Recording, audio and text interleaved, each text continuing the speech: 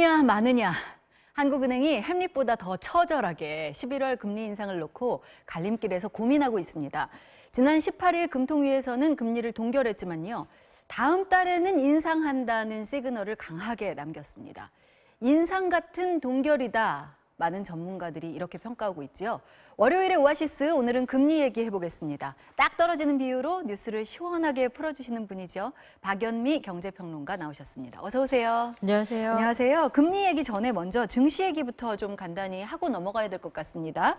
오전에 금융위원회가 자본시장 안정화 대책을 내놨죠. 증권 유관기관 중심으로 5천억 원 규모의 자금을 만들어서 증시 안전판 역할을 좀 하겠다는 건데, 이달 들어서 한국 증시가 무서운 속도로 폭락하면서 나온 대책인 것 같아요. 그렇죠. 결국은 그 정부가 내놓는 슬로건이나 정책의 어떤 목표에서 특별히 강조하는 부분은 역설적으로 그 당대의 취약점을 드러내는 경우가 많습니다. 맞습니다. 오늘 나온 내용을 보면요. 크게 정리를 한다면 시장 질서를 교란할 경우 엄단한다. 그리고 다른 한 가지는 정부가 나서서라도 증시의 투자를 확대하겠다. 이 내용이거든요. 그러니까 이걸 바꿔서 말씀을 드리면 시장에 뭔가 추세적으로 하락을 하고도 있지만 뭔가 이 틈에 편승해서 쏠림을 유도하는 세력이 있다고 보는 것이고요. 또 한 가지는 정부가 나서야 할 만큼 투자 심리가 위축되고 있다. 이런 것들을 엿볼 수가 있습니다. 말씀하신 것처럼 지금 5천억 원 규모로 그 투자를 늘릴 수 있는 어떤 일종의 방파제를 만들겠다는 건데, 원래는 올해 2천억 원 규모로 코스닥 시장의 스케일업 펀드라고 해서 코스닥 시장의 유망주를 발굴해서 투자할 수 있는 어떤 자금을 마련하겠다, 이런 계획은 원래 가지고 있었어요. 여기다 돈을 좀 더 얹어서 시장의 방어막이 돼보겠다 하는 얘기인데, 사실은 뭐라도 해봐야 되는 시점이기는 하지만 그렇게 효과가 클 거냐, 여긴 좀 의문입니다. 뭐라도 해봐야 되는 시점 아니냐 하는 부분에서는 오늘도 좀 많이 떨어졌고요. 2,000선 지킬 수 있을까 하는 생각도 들고 걱정스럽게 지켜보게 되는데요. 외국인이 이 셀코리아를 본격적으로 하는 것 아니냐 하는 우려 때문에 더 그런 것 같아요. 이달 들어서만 4조 5천억 원 순매도하면서 이제 이게 걱정이다 하는 이야기들이 나오고 있는데요. 여기에 대한 대책도 있나요? 글쎄, 지금 여기에서 정부는 일단 셀코리아라고 인정하지 않습니다. 지금 상황에서 그 외국인들이 다소 과도하게 내답한 건 사실이고, 올해 전반적으로 10월까지 6조 7천억 원어치 갖다 팔았는데, 이 중에서 말씀하신 것처럼 10월에 내답한 금액만 4조 5천억 원. 굉장히 과도한 수준이라고 보고는 있지만, 우리가 가지고 있는 경제 체력이나 외환 보유고나 뭐 국가 부도 위험을 알리는 여러 지표에 비해서 외국인들이 과도하게 움직인다고 보고 있어요. 반면에 어떤 나라의 이 나라는 경제가 정말 어렵겠다, 희망이 없다 싶을 때 최후의 외국인 투자자들이 보이는 반응이 채권을 팔고 나가는 겁니다. 그런데 채권 시장에서는 소폭 순매수로 돌아서기는 했지만, 순매도로 돌아서기는 했지만, 그 채권 시장에서 소위 투매 현상은 나타나지 않고 있기 때문에 그렇게까지 걱정할 상황은 아니다. 이거 일시적인 현상일 거다, 이렇게 보고 있습니다. 그렇게 보나 봐요. 아직까지 우리 경제 기초 여건은 견고하다, 이렇게 말을 한 것 같은데, 근데 이렇게 2,000선이 바닥이 아니다, 1,800선도 위험하다, 이런 전망까지 나오는 거 보면 정말 걱정이 되거든요. 한편으로는 이 빠져나간 규모가 4조 원이 넘는데 이 5천억 원 이렇게 해가지고 이게 충분할까 하는 생각도 들고요. 또 한편으로는 어찌됐든 이 자본주의에서 이 시장에 이렇게 끼어들어도 되는 건가 하는 생각도 들고요. 어떻게 보시나요? 정부가 최소한의 안전판 역할을 하겠다, 이렇게 나서는 건 그 요 사이에, 특히 지난주에 한 나흘 연속 증시가 하락을 했잖아요. 그 오늘 시장도 보니까 굉장한 눈치 보기가 있더라고요. 하락 출발했다가 상승 반전을 했다가 다시 보합세에서 조금 전에 확인을 해보니까 소폭 하락세로 돌아섰는데, 요 사이 증시의 반응이 지나치게 과민하기 때문에 정부가 손 놓고 있지 않다, 이걸 보여주는 일종의 시그널이고요.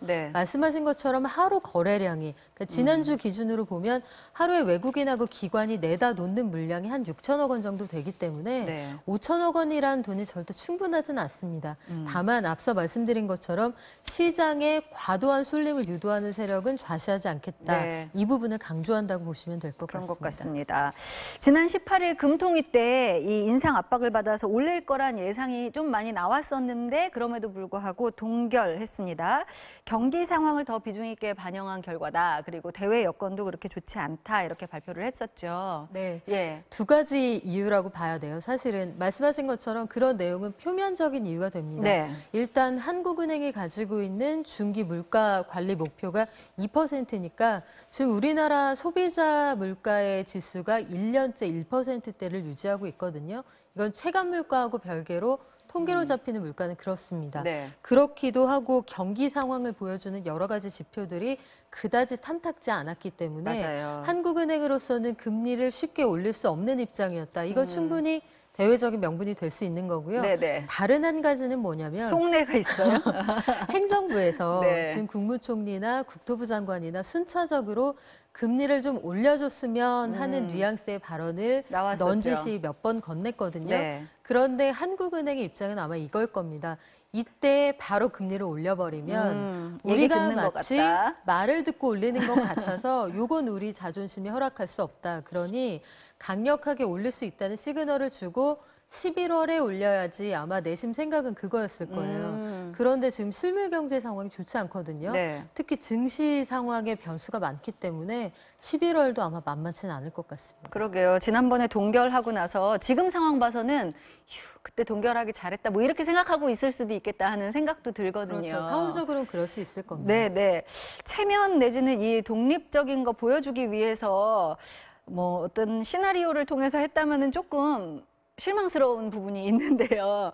이제 뭐 사실 시장 금리는 이미 좀 반영이 된 거다. 왜 동결을 굳이 했냐? 10월에 올리지. 뭐 이런 이야기도 나오잖아요. 결과적으로는 잘 된 거긴 하지만. 네, 그래서 지금 아마 증시 상황을 보면 그때 조금 더 신중하길 잘했다 네. 이렇게 생각을 하고 있을 텐데 그렇다면 과거에 우리가 좀 여력이 있었을 때 조정을 해두었더라면 오히려 이런 상황에 내릴 수도 있지 않았겠느냐 이런 반론도 있기는 하거든요. 네. 글쎄요, 금리라는 게 사실 그 숙명적으로 그렇습니다. 후행 지표이고 그 주가가 선행 지수로서 어떤 향후의 경제 상황을 예측해서 반영한다면 금리는 그 뒤에 애프터 서비스를 하는 그런 정책 수단이 되는 것이거든요. 네. 그러니까 한국은행 입장에서는 기관의 존립 이유에 대한 고민도 했을 것이고 여러 가지 위로도 아래로도 쉽게 움직이기 어려운 그런 상황도 두루 고민을 하지 않았을까 이런 생각을 해봅니다. 네, 워낙 경제 전반에 영향을 크게 미치는 요소이기도 하니까요, 금리가. 이 한국은행이 뭐 딜레마에 빠져 있는 거는 분명한 것 같습니다. 과거에 올려놓고서 지금쯤 내렸으면 어땠을까 하는 말씀도 해주셨는데 그래서 실기론이 나오기도 하는 것 같아요. 지금 말 그대로 옴쭉달싹을 하기가 어려운 상황이에요. 예컨대 우리가 그렇다면 대외에서 미중 간의 무역 갈등이 좀 더 고조되고 뭐 유럽에서도 이탈리아와 EU 사이에 어떤 분쟁이 있을 것으로 보이고 네. 이런 상황 속에서 우리 경제가 굉장히 튼튼했다. 만약에 고용도 좋고 성장률도 좋았더라면 우리가 용감하게 조금 올릴 수 있는 여지가 있었을 수도 있죠. 네네. 그런데 지금은 대외 변수는 이제 변수가 아니라 사실 상수화됐기 때문에 네. 그리고 이건 우리 힘으로 어떻게 할 수 있는 문제가 아니거든요. 그런데 내부 사정을 돌아보니 비빌 언덕이 없다.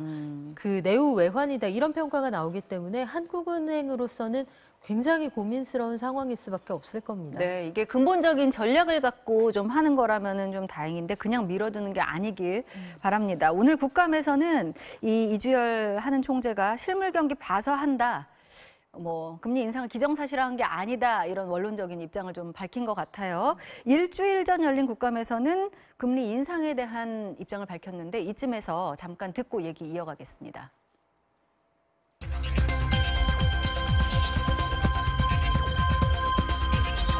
11월부터 예상을 들어봤습니다. 실물 경기가 크게 흐트러지지 않는다면 저희들이 인상 여부는 좀 전향적으로 검토하겠다고 하는 그 전제가 있습니다. 그 여러 가지 상황이 저희들이 지금 여러 가지 리스크 요인인데 그걸 다 보고서라도 경기와 물가의 흐름에 별 영향을 안 준다면 그런 전제가 있는 겁니다. 네, 다음 달 인상을 강력하게 시사한 발언인데 전제로 실물 경기가 흐트러지지 않으면 이 말이 원론적으로 붙었습니다.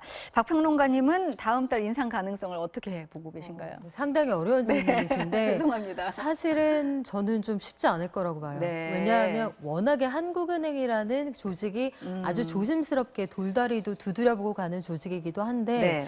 과거에 우리가 증시가 이 정도로 폭락하지 않았을 때도 쉽게 결단을 못 내렸단 말이에요. 네. 근데 지금 증시 상황이 뭐 그 10월 한 달 동안만 빠져나간 돈 그리고 증발한 시가총액을 고려하면 삼성전자 기업 하나가 사라질 정도다 이런 맞아요. 얘기가 나오거든요.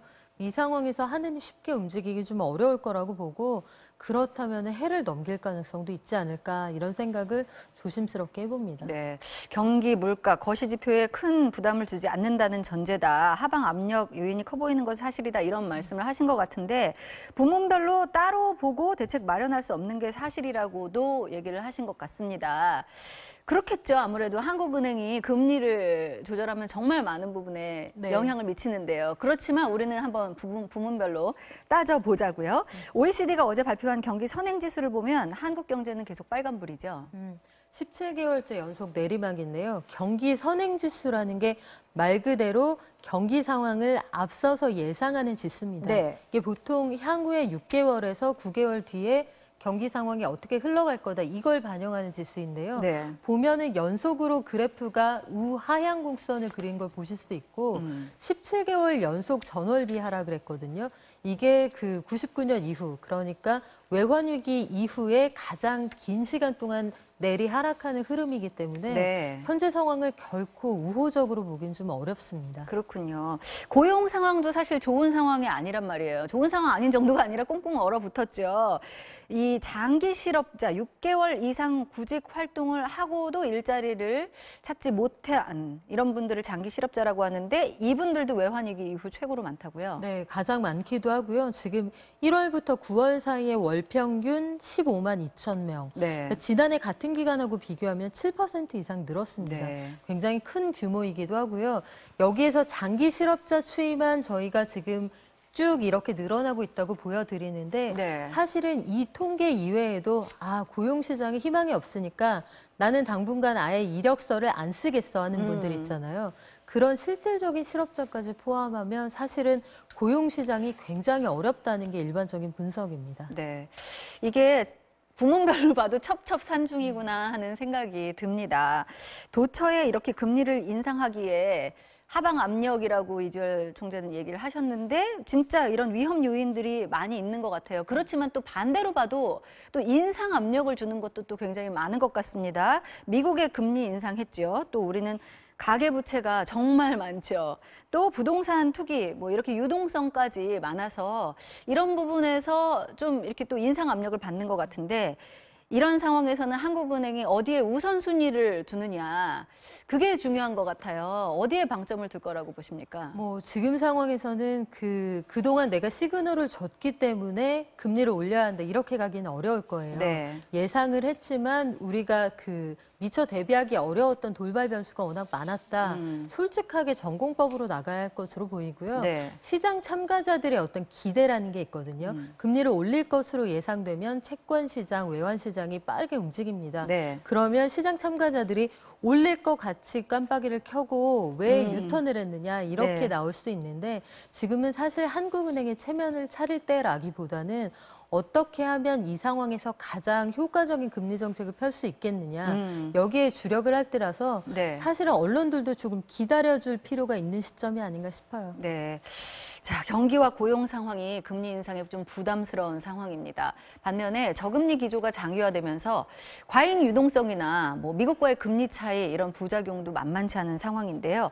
인상이냐 동결이냐 우리 경제가 충격을 덜 받는 방향으로 결론이 나야겠죠. 박연미 평론가님 말씀대로 전공법으로 하는 것이 정답인 것 같습니다. 월요일에 오아시스 여기까지 하겠습니다. 오늘도 고맙습니다. 박연미 경제평론가였습니다.